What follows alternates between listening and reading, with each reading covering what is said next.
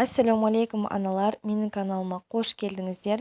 Бүгін біз қызым екеуміз балалардың ірі моторикасын, вестибулярлы аппаратын, координациясын дамытуға арналған обручпен ойналатын 5 түрлі ойын түрімен бөлісетін боламыз.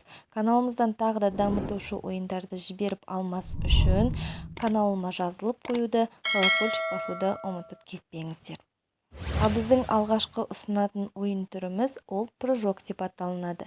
Балаңыздың жасы 1-1,5 жас болатын болса, обручтан аттатуыңызға болады. Сол арқылы баланың ірі моторикасын дамытасыз.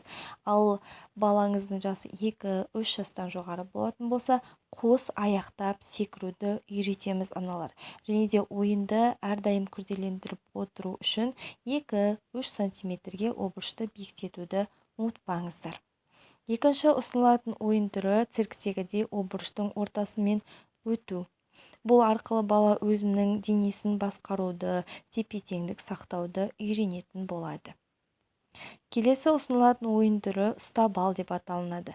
Обручты барынша биікке ұстаймыз, бала қағып алу керек. Осы арқылы баланың көз, қол координациясы дамиды. Төртінші ойын түрі баланың білек, қол қызметін жақсартуға арналған. Бұл ойынды ойнау арқылы баланың ұсақ моторикасын дамуына себеп жасайды екенбіз. Соңғы ойынымыз цыплята деп аталынады. Балаңызда егер майтабан белгілері болатын болса, міндетті түрде ойнауды ұмытпаңыздар. Осы ойын арқылы балаңыздағы табанда ойықты өзіміз жасай алады екенбіз. Осындай ойындарды ойнау арқылы баланың ірі моторикасын, өзінің денесін басқаруды, тепе-теңдікте сақтауларына көмектесе алады екенбіз.